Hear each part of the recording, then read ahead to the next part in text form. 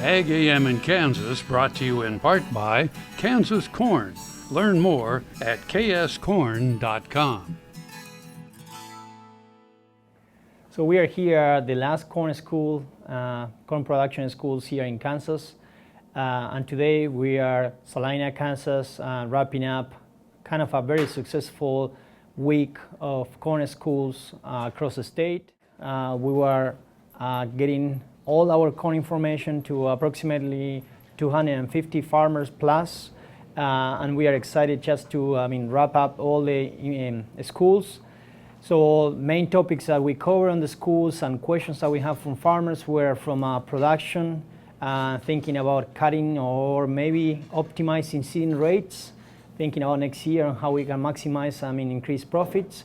We also talk about weed control and how we really can be more efficient using a pre and a post emergence, to trying to control those weeds and make sure that we maximize yields. Some of the big topics that we talk a little bit more about, how extension is evolving here at K-State, trying to also think about new tools, support tools for farmers, my fields, and also planting and harvesting tools that farmers can keep track of weather, and then trying to decide when is a very good timing for planting time. A few other topics on the insects, topics on disease, and also for sure, as always, we have economic, which was one of the big pieces of our schools. What is expected for the next coming months in terms of corn price, and then how China and South America are really changing or modifying the corn market. So what we are seeing for the next coming days and weeks, we also have some soybean schools, and then for tomorrow we have our last soybean school. It will be in Marysville, so we also are expecting several soybean farmers that they will be approaching us.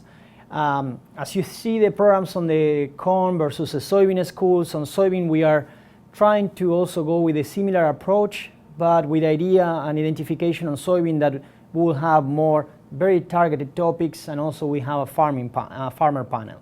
And then for next week, we will go inside of the last week of our crop winter schools. Next week we are going to a sorghum schools, 4 locations. We will start on Tuesday, February 2nd, and our first school will be at Scott City. From there we are moving on Wednesday, February the 3rd, to Phillipsburg. Then we'll go to Ellsworth on Thursday, February 4th, and then to finalize all these nice crop winter schools, we'll move to Emporia on Friday, on February 5th, with the idea of goal and trying to provide targeted and very specific information to our sorghum farmers across the state of Kansas. So if you're looking for sorghum schools, make sure to register. We have very different options for you to go ahead and register.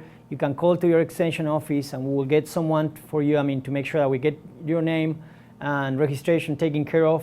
You can also go online. If you go to the www.agronomy.ksu.edu, you will go to the e-updates, and then inside there you will find information about sorghum schools.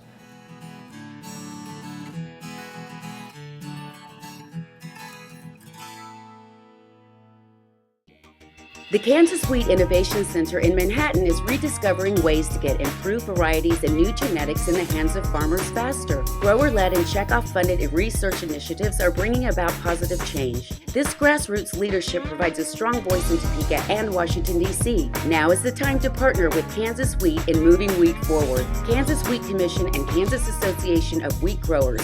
Farmers investing in their future and yours. Log on to rediscoverwheat.org.